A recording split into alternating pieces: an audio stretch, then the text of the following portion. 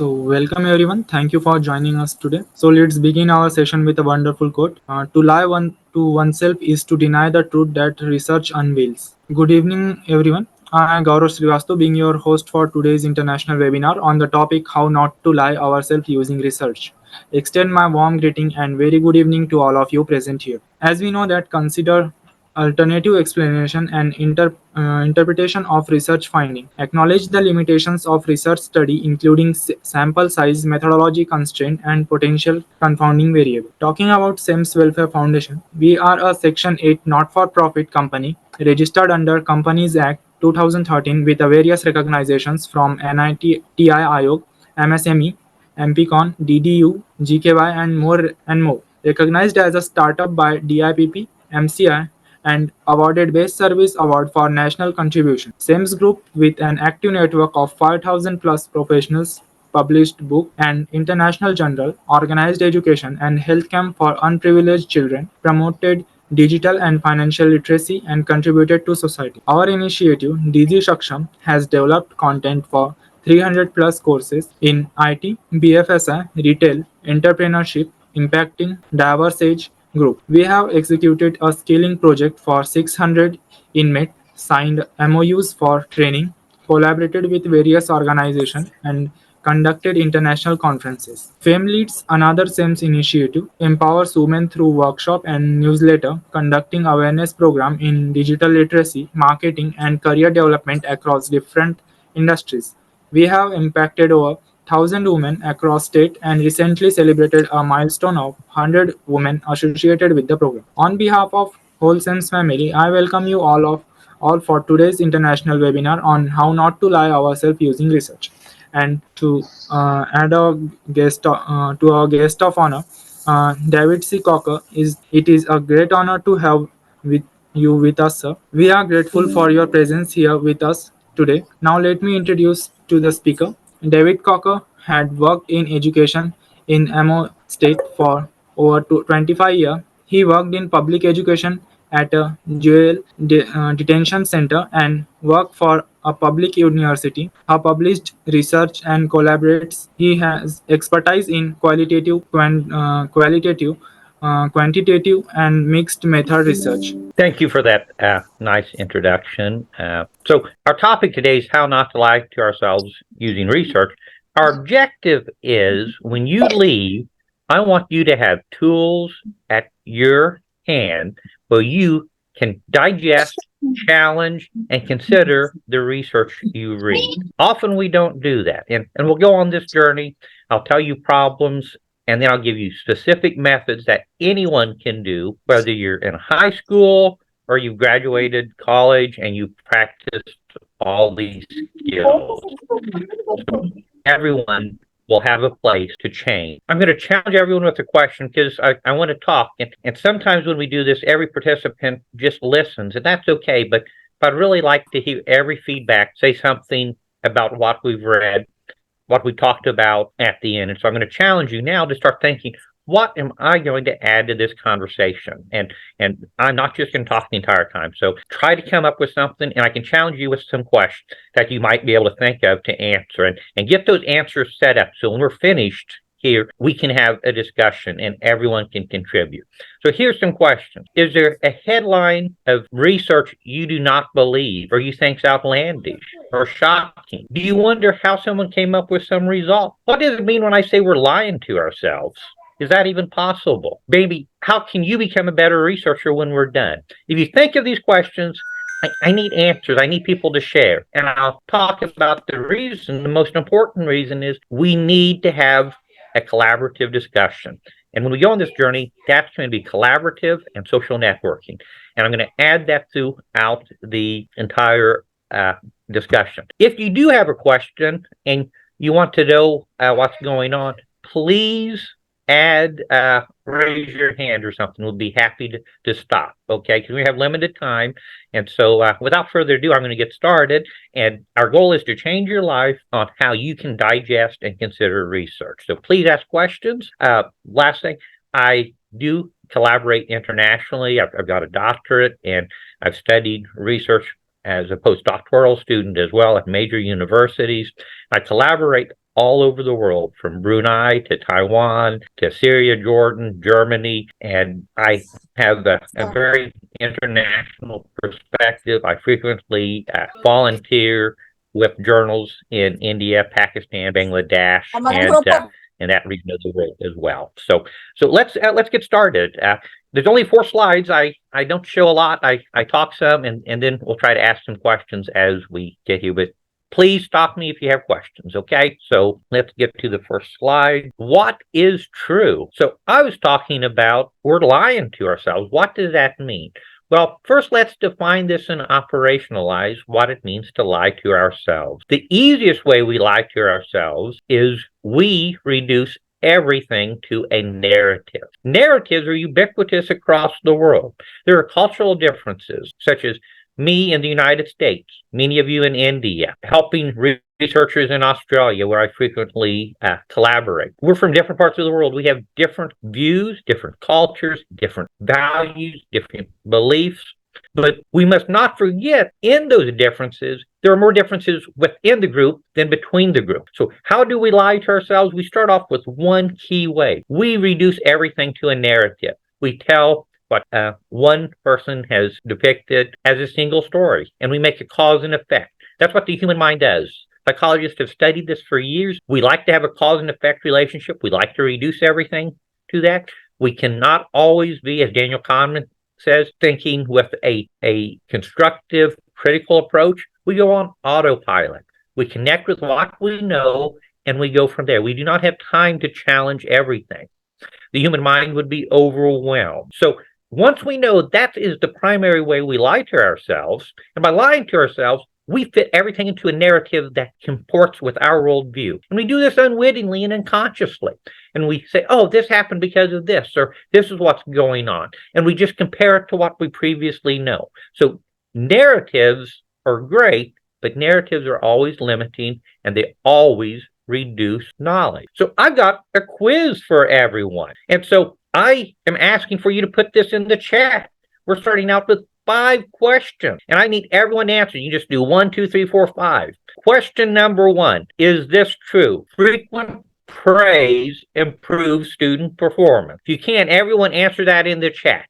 Yes or no? Frequent praise improves student performance. I'll give you a brief 10 seconds. Just answer number 1, true or false. Okay, so go ahead and answer that in the chat, and you're going to put, so I see a yes. Everyone else, let's answer this quickly, okay? I need this participation. This is very important. So there's 15 of us. You'll get more out of this if you participate. Trust me, I can't make you do it, but participate. Let's go on to question number 2, and let's just rattle off 15 answers, everyone. Retention of a student in a grade hurts students. And by that, I mean, if a student does not pass the grade, they do not get to move on to the next level. They have to repeat the grade. Does that improve student learning, or does it hurt student learning? So go ahead and answer yes or no. Does it improve student learning? Now, I know maybe some people won't have the opinion on the first 3, but I know everyone will have an opinion on the last 2, especially the last one. Let's look at number 3. And preschool improves academic performance of students. Sending students to early childhood care when they're 3, 4, and 5 improves student learning. True or false? Okay, I know everyone can answer number 4, because everyone's had experience with 4 and 5. Do flu shots reduce deaths and hospitalization? So answer yes, I would take it because it does that. No, I would not take it because I don't think it does that. I need everyone to answer. And there's 15 of you. I'd like to see 15 answers. Yes or no. Just take a stand. Give me a few more answers up there, okay? This isn't graded. I'm not going to kick you out. I'm not going to report you, okay? This is to help people out, okay? Any more answers on the flu before we move to the last one? And I know everyone has an opinion on the last one. Okay. Masks prevent COVID-19 from spreading. Give me a couple more answers. We have 3 people that have answered that last question. You'll get more out of this session if you answer this question. Take a chance. Get into the chat box, say, do masks prevent COVID from spreading? Yes or no? Give me a couple more answers, okay? Give me 3 more answers, please. Everyone's got an opinion on this, I'm sure. I'll give about 10 more seconds. Yes or no, masks prevent COVID-19 from spreading. If I get one more answer for someone that hasn't responded, then I will I'll tell you the point of this, okay? There's a real objective to here. Can someone that has not responded yet take a chance? I can answer all of these, and because everyone's got an opinion. Everyone has a narrative of what they've seen, thought they've seen, what they think's happened. Okay. Well, here's the point of this exercise, and I've done this before, and I've published on this. Which one of these statements are true, and which one is false? Well, here's the problem with research. I can find research to show they're all true, and I can find as just equally as much research that they're all false. It depends on who you read. Flu shots. There's been many large-scale longitudinal studies. They do nothing. They do not help. Secondhand smoke I didn't put on here. The United States eliminated people from smoking inside the businesses. There were initial studies, dramatic drops in heart disease. But you know what? 10 years later, there's no dramatic drop in heart disease. No one can see that. Masks. Before COVID-19, all the literature said masks do not work. Then there was literature that says the masks do work. Now there's literature that says they don't. But I can marshal dozens of studies on both sides for each of these points. So everything's true and everything's false. It depends on who you read and where you read it. So this is rule number one. Principle number one. What is true and what is false does not mean anyone's lying necessarily, but it means sometimes we lie to ourselves. We only read the positive studies. And often when we read a study, we read it because we agree with it. It's our position. If it's not our position, we either brush it off, we don't read it, or we disbelieve what we do not have as a belief. So we disknow it. That means we reject it. But here's the issue. Does not mean anyone's lying. Does not mean anyone's malicious, fraudulent. Every research study happens at a specific context. And that's often what people like me initially missed, and most researchers that are not professional miss. So principle number one, every research happens in context. It happens at a specific location, at a specific time, under specific conditions. They might not be your conditions. They might not apply to your life. And so when we try to solve contradictions, we need to say, okay, well, it said masks don't work here, but they did work here. Well, what were the conditions under each? And are the conditions the same? They will rarely be same. So I call this the ceteris paribus problem. Latin, all things being equal. Well, in research, there's almost never all things being equal.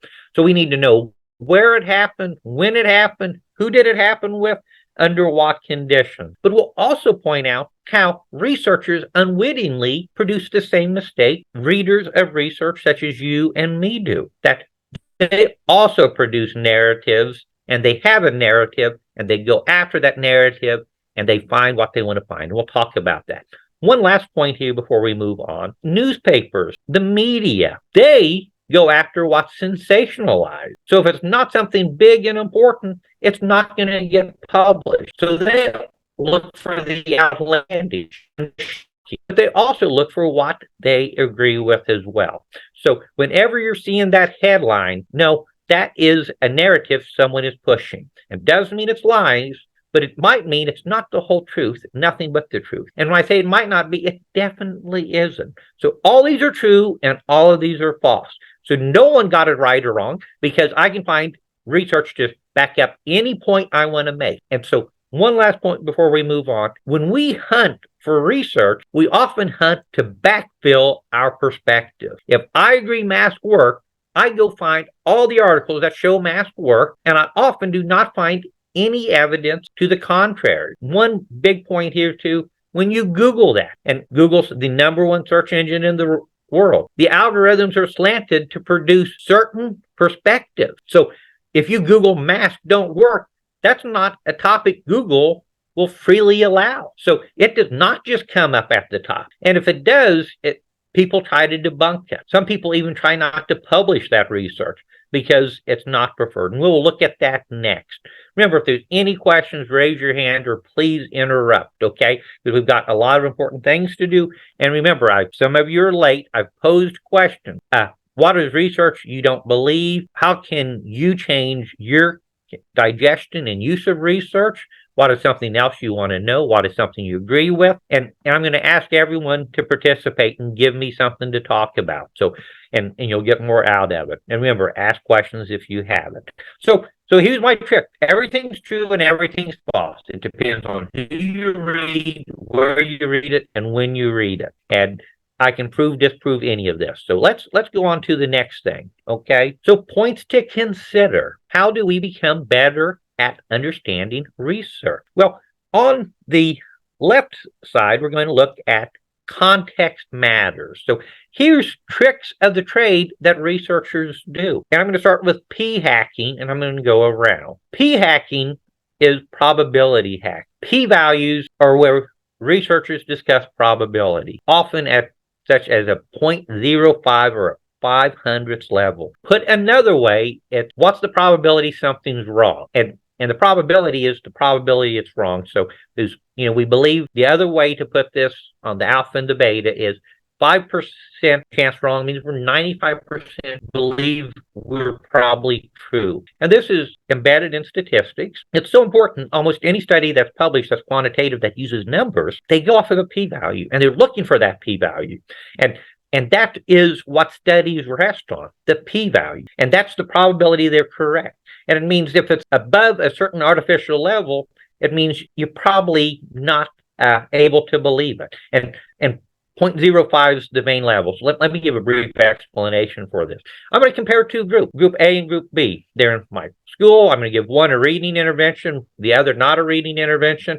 I'm going to see who grows more. So I put them in two groups. I compare their test scores at the end. I could just do it by looking at percentages, but I can do something called a t-test. And there's lots of other tests. And that's where I'm comparing the differences by standard deviation, or what's the average of each group and how do they differ from that average. And I'm going to say I want to make sure I'm 95% confidence interval, that I 95% believable, and my 5% chance that I'm wrong. So I have a 1 in 20 chance of being wrong is another way to put it. So I put them into two groups, and I come up with a statistic, and it says there's the p-value is 0.04, and there's a big difference there. One group's almost a standard deviation higher. That means they're probably at least 32% higher. Okay, so I'd say it's significant. My reading program worked, and I'm going to publish this. Researchers around the world do this. P-hacking, though, means here's what you have to realize on any p-value. So anytime you say statistically significant, this is the term researchers use, and there's trickery involved. So here's the trickery involved. Know this. A couple of points. Any large study, by definition, will have a statistically significant p-value. P-values are tied into sample size. So if I have a p-value on a small sample of 30, it probably has to be a big difference. A p-value on 30,000 can be a trivial difference, but it still can say two groups are statistically different, but it's trivial. Maybe one group on a scale of 100-point test scored a point higher than the other group. And when researchers find this, they clap their hands, they cheer, because that is what moves into the next step, publication bias. Generally, it's much easier to publish positive results. Only positive results generally get published. All failures get buried and hidden, and researchers that have been studied on this report that they do this, and it's unethical and immoral. But if you want to be published, you have to do the publication bias game. You have to somehow find a statistically significant difference. So they rework the statistic. There's a famous quote, allegedly by Benjamin Disraeli, UK Prime Minister. There's lies, there's damn lies, and then there's statistics. You run enough statistical tests, you dissect data enough, you will find a statistically significant difference. It says nothing about practical significance. I have seen researchers publish articles where they say there's a 2% difference, but no one knows what that means. Is there a practical difference? Here is another point, and our host talks about confounders. If we would go to like the confounders website with a K, often the statistically significant difference relies on an extremely small part of a sample. I ran a study of 1,000 schools. 70 schools, though, shifted to statistically significant because significantly extreme differences, outliers that are far from the norm, can weight even large samples, small samples especially so. So sometimes when we see statistically significant, you can do this on your own. Confounders, Konfounder website. You can look at that study of 40 people, 40 students, 40 products, and it'll point out, well, if two were different, this would no longer be statistically significant. So sometimes small numbers make things look larger. Also, practical significance. The study I reviewed, a 2% difference. What did that even mean? Was there any real difference someone could see? Could that be usable? Part of publication bias quickly as well is everyone, they have a positionality. Most researchers publish what they believe.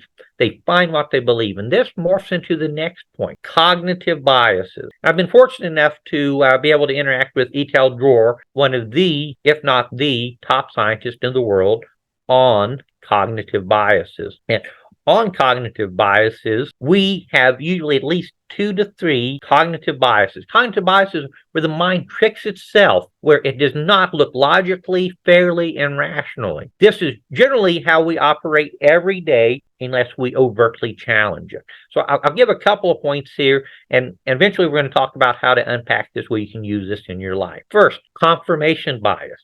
Generally, researchers, non-researchers, and everyone, they try to confirm and find and prove what they know. They look to prove what they know. And all you have to do is Google, why does this work? We can go to Google Scholar, we can, positives of something, and we'll find articles, and our mind is warped to look to prove what we want to find. And I've just told you, we can prove or disprove just about anything.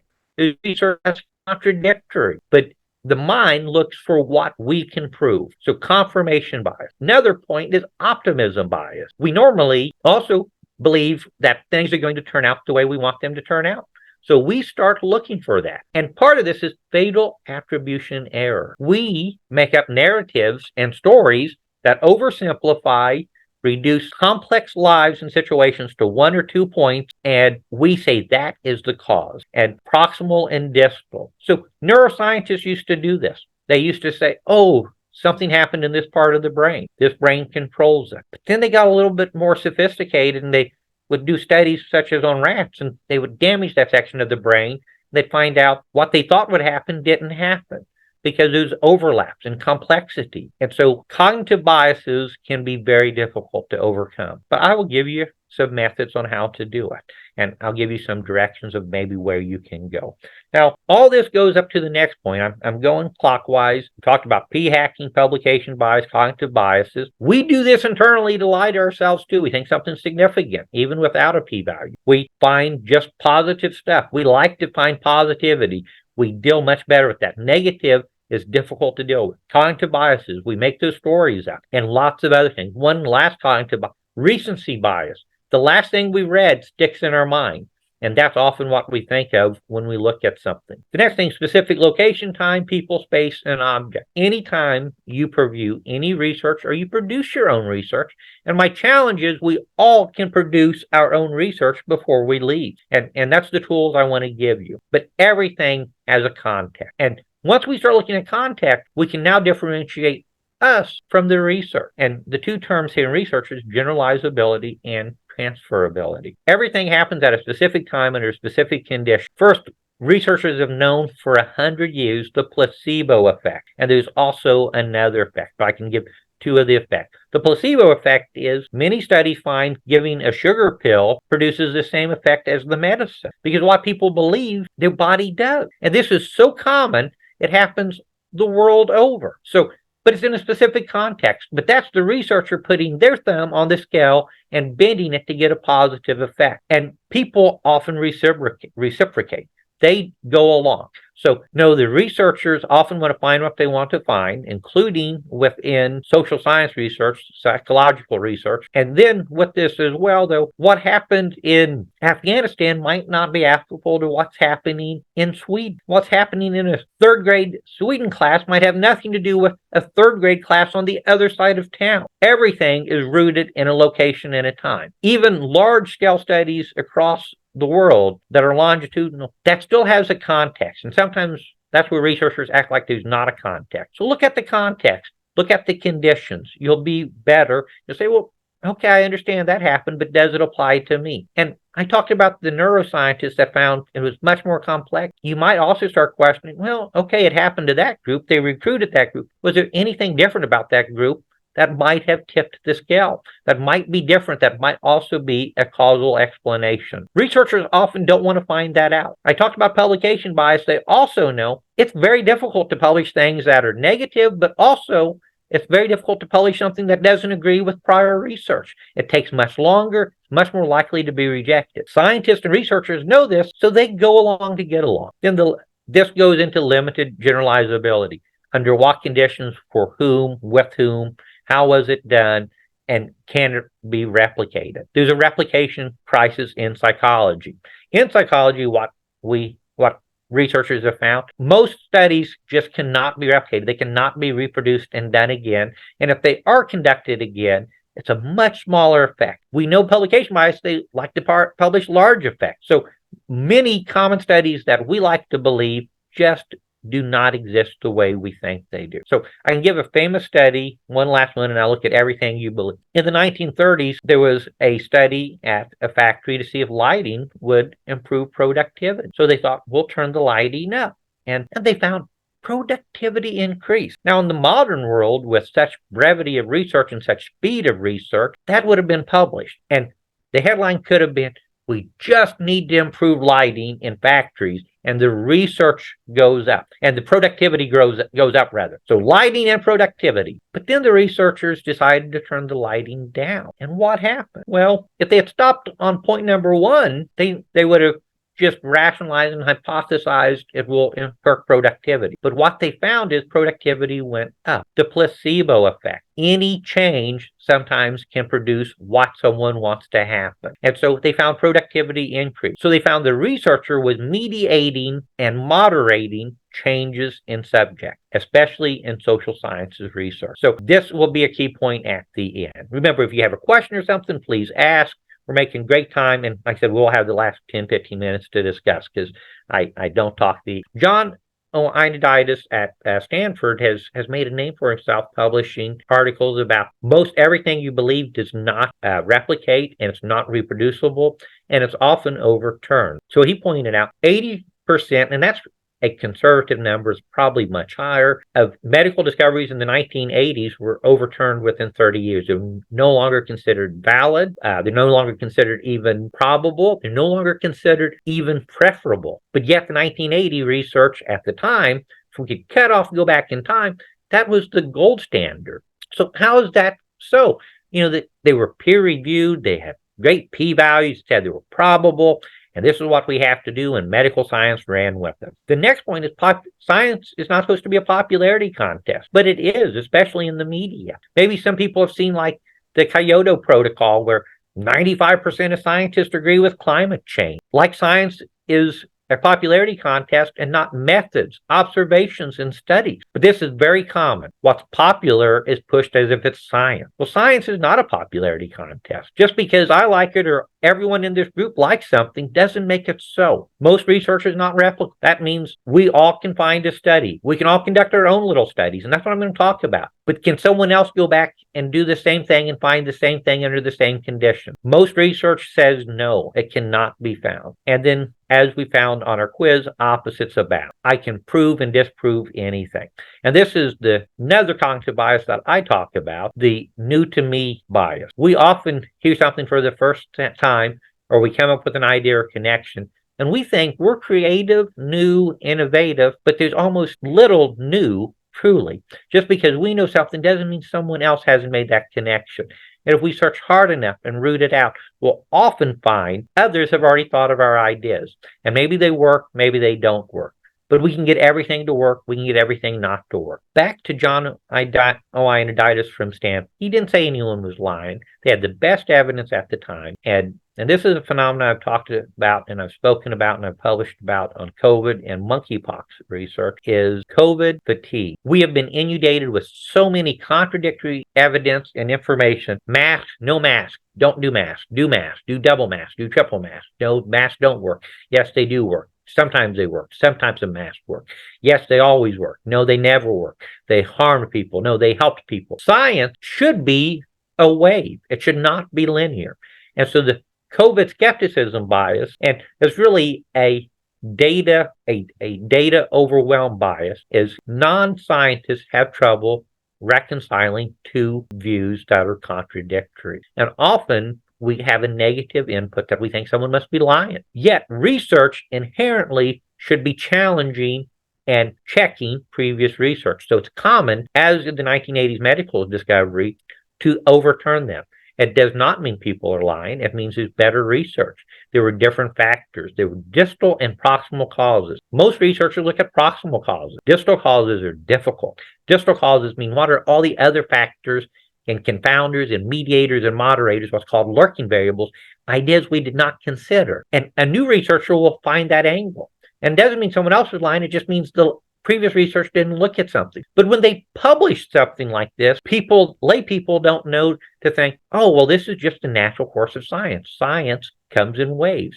Things become overturned or clarified or expanded. And so people often shut down because they cannot hold two contradictory views in their mind at the same time. But this is the last big point here before we move on. Science is not binary. It's what Daniel Kahneman calls the either-or fallacy. It's not either this or that. It's often a muddy picture where, yes, some things can work under some circumstances and not other circumstances. And maybe if it did work under a certain circumstances, the world is not static. The world is changing. Maybe something else has changed, and we have to update our inputs and our outputs. And one big idea here before we go on, inferences are not fact. Most research relies on inferences. Inferences are often inductive or deductive, often deductive. You come up with a finding and you deduce from that finding, from the general to specific, and you make a point. So inferences are not fact. And the farther you get away and you're no longer grounded in the theory, that is not a fact. So when you read research, you need to go back to the context, you need to go back to the actual findings, and you need to strip away those inferences. Inferences outside of science have another name. They're called conjectures. So I'm certainly not saying we disbelieve every inference, but we take every inference with a grain of salt. Okay. And I see there's some questions there, and we'll get there in a minute on the research question, on the chat question. Remember, if you have questions, just let me know. I'm going on to the next two slides. So, and actually this is my last slide, because I try not to do too many slides on what can we do to be researchers ourselves. First, I have cybernetics. Cybernetics is sometimes looked down upon, connected to certain religions and stuff like that. But cybernetics is a very useful principle. Cybernetics sounds really sophisticated. It was coined about 75 years ago, and it sounds sophisticated, but it is not. If we do cybernetics, it's really quite a simple term. Cybernetics is that the world and every event is a complex overlay of many different factors and variables, and that we cannot just reduce science to one or two variables. The ceteris paribus problem, that everything's equal. And so proximal and distal means there are all kinds of interplay and overplay. I can give you an example. Psychology has made great strides, such as in family theory and studying families, that it's not just linear. It's not just individuals and they believe something and they do something. That we need to think it's an onion model where there's different layers and they interact with each other. And I'll give you an example in families. You have the individuals. Well, each individual has a different value, a different viewpoint. Even if they're in the same family, does not mean they're all the same. They're all then also connected as a family, as an organization, but they're also within a community and a society, and they have a history. They have psychological points. They have different physical needs. They have historical needs, and they're vertical and horizontal interaction.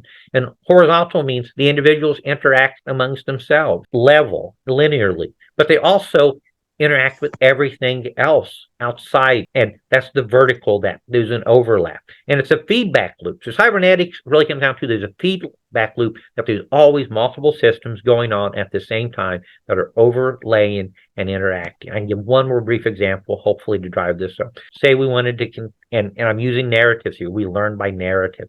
Say we wanted to conduct a study on, are female teachers more effective than male teachers teaching math in the younger students. So we decided to do that. And so we decided to conduct a study, and we're just going to test each group, and we're going to see who does better. And we find out, lo and behold, the male teachers do better. Their test scores were better, and we published that. This is done commonly. Well, first, it ignores the baseline problem. Were both groups the same when they started? Then it also ignores the problem, or they both being taught the same curriculum in the same manner? Were the teaching practices the same? Maybe it was the male teachers had a different teaching practice. It was a better teaching practice. Maybe they had more time. Maybe they had a more motivated group. Maybe the other teacher had to be off. Maybe one teacher wasn't motivated and it weighted down the sample. Maybe the other teacher had a group of students that wanted to go on to higher education. The other class did not. And slight differences can cause a ripple effect. Maybe historically in a different class, maybe there was one kid causing problems, and so the whole class suffered. There are many explanations, and cybernetics says there are overlapping systems, which also can include historical understanding. And once we move to there, we change everything. That we cannot oversimplify. Oversimplification is ideological. So let me go through 5 points, and then I'm going to open this up. Here's what anyone can do to become a better researcher. Identify a problem, and here's the grand moment. Alternatives. You have to, if you get anything out of what I'm saying today, remember CTO. Consider the opposite. You need to figure out what is the opposite of what I believe is going to happen. We all believe something's going to happen when we identify a problem. We have that narrative up here, and that narrative will control us unless we debias ourselves. A great way is to consider the opposite. What if what I think is going to happen? What if we did the opposite of it? What if we did nothing? What if we thought it was something completely different? We need to challenge ourselves. Some more interesting techniques here on the alternative. We need to take them in context and out of context. Go back to that school example. The students did well on a math test. Pull them out of the context and say, how did they objectively do on this test? Was there anything else?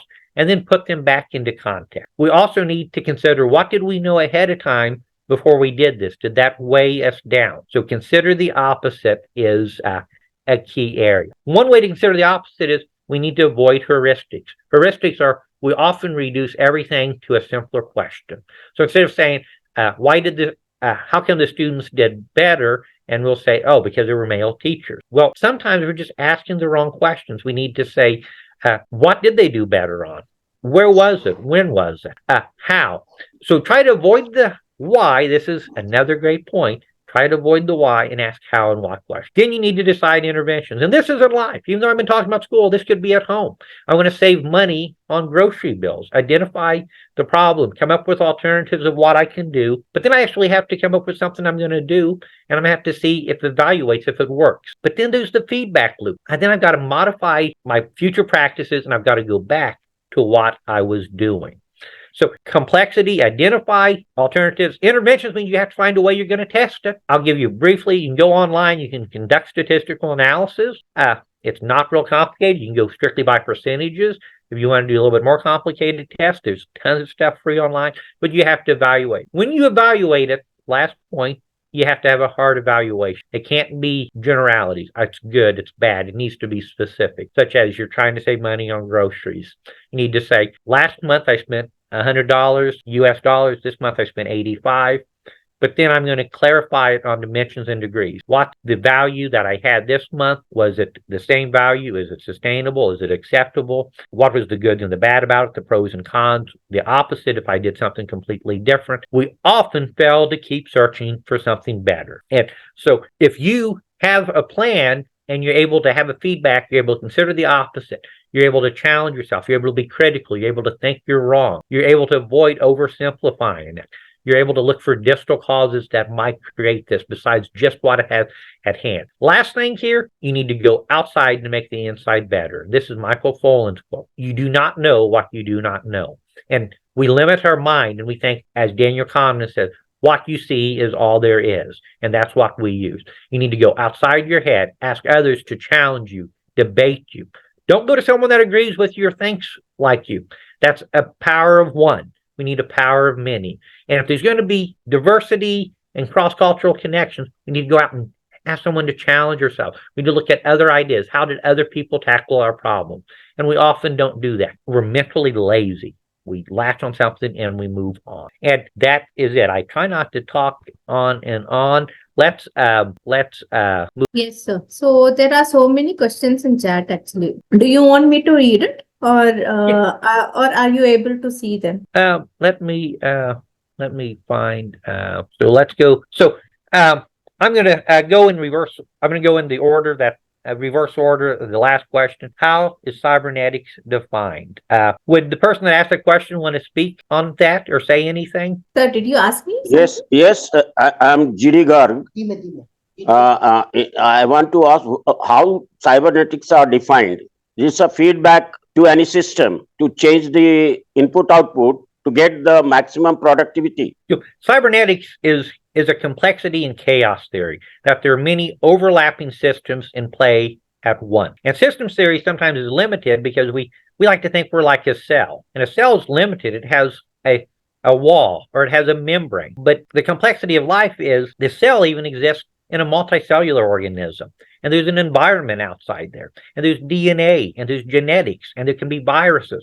And so it's a complex system, and there's chaos. So it's not just linear. And so any person, any system, any research has multiple systems that has competing demands and input, and it's constantly changing throughout. So what we believe is true at one minute might not be true at the next. And think horizontally and vertically. And if we go back to the cell, and if we're the cell, horizontally you have all the cells and they're interacting together. But vertically, there are other things, such as maybe they're part of a tissue, which is part of an organ, which is part of a body, which is part of a particular environment in a particular location with different inputs, the food, water, maybe chemicals, toxins, maybe there's waves of other things that are going to affect them outside of them. Once we think of complexity, we can start looking for what I call trace elements, and we can move on beyond oversimplifying. Does that help?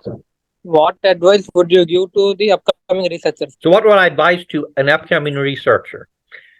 Great question. Main thing is when new researchers, they often don't read the research sections of studies. They read the beginning, the literature review, and they go straight to the discussion and the conclusions. They might just even read the abstract. Sometimes I even just read the abstract. Time is limited.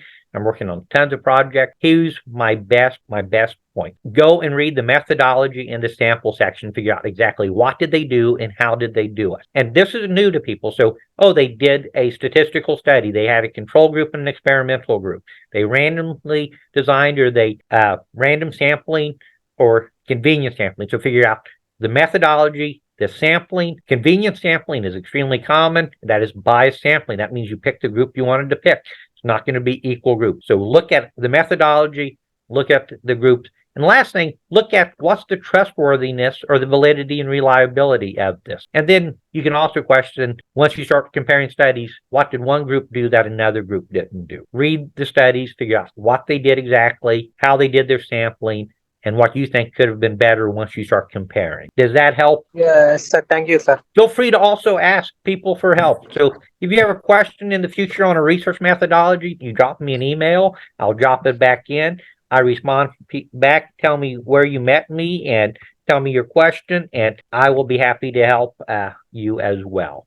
Okay. New research is difficult if you've never done it because we're just not used to doing this. Okay. Let me see. So someone else said, how do you formulate a research hypothesis? That's another great question. And how do you test it? Well, I'll be brief on this. Often, though, our hypothesis controls our ending, and especially in quantitative, because we're only looking at certain variables.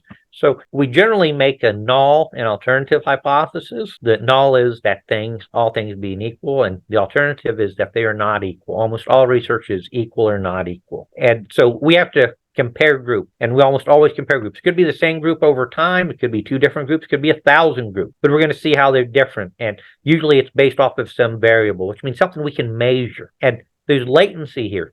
Many things just cannot be measured. Am I happy right now? We can't directly measure that. There's nothing we can put in my brain right now to tell that. The research has moved into that. Neuroscience is starting to show that. So we're going to ask me a question. And this is a limitation because I might lie. I might tell you what you want to hear. I might not even know. But we can do that over time. So when you form a hypothesis, you want to compare a group, I would challenge you eventually try to become more sophisticated by deciding to look at other factors that might impact what you think. And so start out simple and get broader, okay? And then test it. It depends on your group size. So statistical tests are limited by group size. But remember, anyone can conduct a statistical test. You're planting tomatoes, measure the height of tomato plants from year to year. Try something different. There has to be a different factor.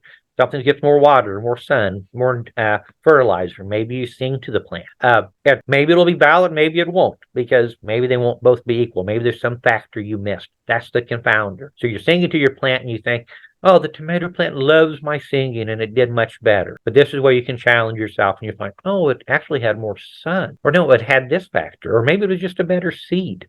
And so we have to test and reproduce, but we all can do that, okay? If you want to be a better researcher and a better consumer of researcher, consider the opposite. Debiasing technique means we're critical and we doubt what we've read. We also need to look in context and out of context. We need to consider what have other people found. We need to come up with a rich diversity of alternatives that could explain what we think happened. Beware of the single story. We love narratives. We love to say A caused B, but there are intervening variables in there. That's the complexity of the cybernetics, that A did not possibly cause B. There might have been a million other factors in there that might have impacted what happened. And once we start challenging that, instead of reconciling, we can be okay with the contradictory. We might say, well, this appears to be true. I'll give one last point. In hypertension research, I can prove just about any plant or supplement works. I can find a study and show that. I can equally find a study that says it doesn't work. Even mainstream medication, I can find it works and it doesn't work. We need to be okay with the contradictions and by trying to disprove what we want. So this is my last point. Karl Popper has pointed out, a famed philosopher and researcher in the 20th century, we need to look for falsifiability. We need to challenge and consider we're wrong. How could we be wrong? And this is the last big point. And this changes everything. You need to believe there's a spectral analysis. We're on a spectrum. There are very few absolutes in research. They're all under factors. And so maybe it's partly true, maybe it's partly false. It's probably partly true and partly false at the same time. So that's my last point. I know we're just about out of time. I'll turn it back over to the host, okay? And if you want me to add anything, please ask or drop it in the message, okay? Thank you. Wow, what a wonderful knowledge given by you, sir. I hope our audience learned many new things from this session. I would like to highlight some of the point like critical analysis, peer review process, consideration of alternative explanation, and ethical conduct. Sir, there are a few questions which our audience want to answer. So with your permission, shall we proceed with the questions? That sounds great. Please do. So the first question is that, could you provide example of how selective reporting of research findings can lead to self-discipline, deception? So how self-selective reporting can hurt us and cause problems? Is that what we're asking? Sir, I am repeating the question. Could you provide the example of how selective reporting of research findings can lead to self-deception? Okay, so how can there be self-deception? I'll give one of the most two common examples in the literature, and I'll go to medicine. But and I talk about medicine because often we think the social sciences aren't real research. There's a disdain in academia about psychology research and education research, especially education research. It's not real research. It's not well done. It's not longitudinal. It's not randomized. It's just not believable. So first point is, small-scale studies often can be very believable and helpful. And the anecdotal can be helpful, but it also can be hurtful. For example, the most common scale to examine babies at birth is from an anecdotal nurse. And there's a scale made up, the ABPU scale, and it was anecdotal evidence. And she was like, well, I noticed if these 4 things happen, babies don't live. If we correct these 4 things, babies live. Anecdotal. And it's now the world over. It's from a nurse in the 1950s. And by anecdotal, I mean she didn't study it. She didn't have 1,000 babies and randomly conducted. So the anecdotal can help. The anecdotal can also hurt because that's our optimism bias. We see 2 or 3 examples and suddenly we believe it and we think what you see is all there is. But then we can go back to selective reporting. So selective reporting is the norm, and selective reporting is positivity. I can give two real-life examples. There was a study done in the United States that they compared giving aspirin to patients experiencing a heart attack versus not giving aspirin. And some researchers conducted a study, and they found statistically significant. And I can get the exact study. So they said, oh, everyone that's having chest pain and shortness of breath and signs of a heart attack, you should give them a baby aspirin. It became the standard. It got in all the medical books in the emergency care. This was pushed. You need to give a baby aspirin. Well, other researchers, though, then went back and analyzed the research. When we talked about ethics, you need to make your data available to others to look at. Well, once they looked at it, they found people given a baby aspirin would live like an average of a day longer. They're like a day longer.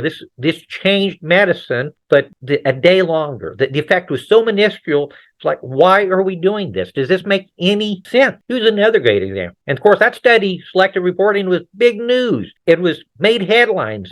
Every researcher wants to make headlines, so they look for headlines. Two other quick examples. I said one, but I'll add two. Another example, in medicine, taking fish oil greatly reduces your chances of a heart attack. It's a blood thinner. It just makes a huge difference. Everyone, if you have cardiac problems or no cardiac problems, you should be taking fish oil. Researchers years later looked at the data again and realized the placebo giving and the randomized controls had a deleterious effect, and it hurt that group. And once they stripped it away, they found probably not much of any effect, but it became a standard as well.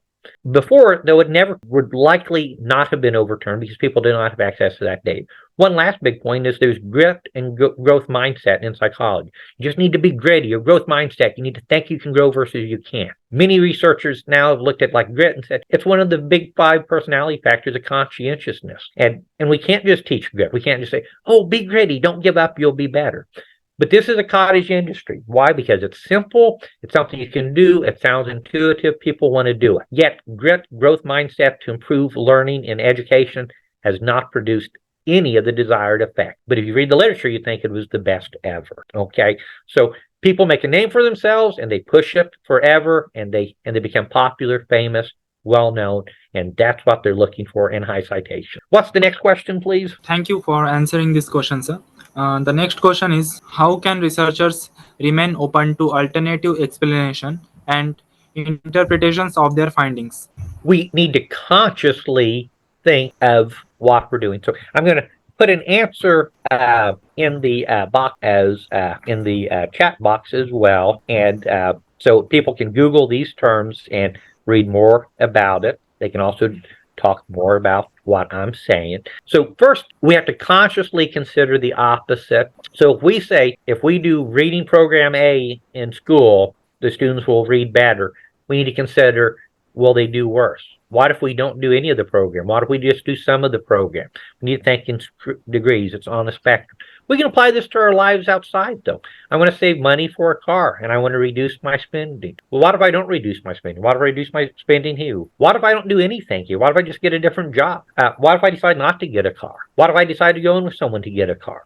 Once we start thinking of alternatives that are within the confines and tangential things outside the system we're considering, but we have to consciously and willfully do that. And another way to do that is we need to strip ourselves of inferences and consider opposite inferences. And I'll give you a famous researcher in the United States, Johnny Saldana, and in one of the beginning of his books in qualitative research, spoke about a person that was coming out as a homosexual, and the teacher was very helpful and listened and knew before and was supportive, and that this was a good thing. Then they talked about there was another incident of racism where people did not speak up. Well, alternative hypotheses are so people were mad that sometimes you speak up, sometimes you don't. Well, alternative hypotheses are the people that read the first story liked the story, they agreed with the person, so they thought the person should speak up. Someone equally could have said, well, isn't that a family decision or a personal decision? Is that a teacher problem? But the group liked the story, so they stuck with it. Or if you like immigration, then you're going to find why immigration should happen. You're going to be biased towards that. But stripping it of inferences are, what does it mean? What if people had not done what they had done? Would something different have happened? And stripping of inferences is exactly what in qualitative research where we use words, what exactly did the person say and what did they mean? Not what do I think they meant, what not do I not want them to have meant, what do I not want to project? And projecting is very common.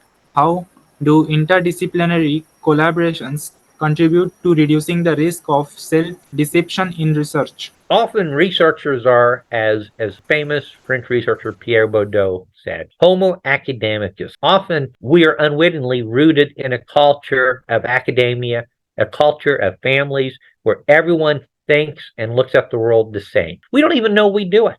And there's expectations. So if you're in a college department and everyone believes this certain type of racism happens or this certain type of sexism happens, then we unwittingly know our place and what we need to say and how we're going to say that. We need to go along with it. So what we need to do to challenge ourselves, we need to try to find a devil's advocate, someone that does not agree with us, does not look at the world the same way as we do. And we can get trapped. I hear this frequently. Well, everyone agrees. Well, that's because you're a friend group, even as researchers. And so, yeah, everyone thinks alike. It's not common to be cross-cultural and interdisciplinary. We should have people that are enemies of our ideas. And if we do not have that, we surround ourselves with an echo chamber where everyone's clapping and cheering us on and agreeing with us. And then we think that's the world. And we generalize that. And part of being interdisciplinarian is on the complex systems I talked about, such as in education or psychology. There are physical and medical structures there. There are cultural structures there. There are historical structures there. There could be geographical structures there. But when we foreclose the mind to think we are all there is, and we have a group of friends that probably think alike, look alike, and talk like us, we foreclose that.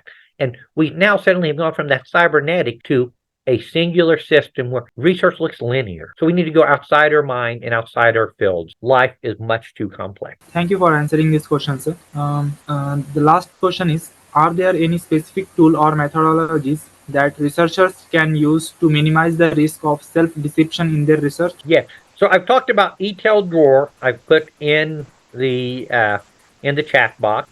Drawer is really about forensic science, and we think forensic science is forensic science, that DNA is just DNA, can't be disproven, that everything's just linear, everything's provable. But Drawer has pointed out forensic science is not like the movies or books because it is the human factor there. It's riddled with errors. So Drawer has a hierarchy of what we can look at. I talked about my book, my article on covert autoethnography, and covert autoethnography means we often stealthily tell tales, but we act like we're not telling the tale the research is. And I give points to do that. So debiasing, though, can be considered objectively, but we have to be conscious and intentional about it. We also, here's another point I did not add in this. I've had a lot of points such as contextual decontextualization, considering what we know, what we don't know, what a test does show, what it does not show. I keep showing on opposites and it's a spectrum.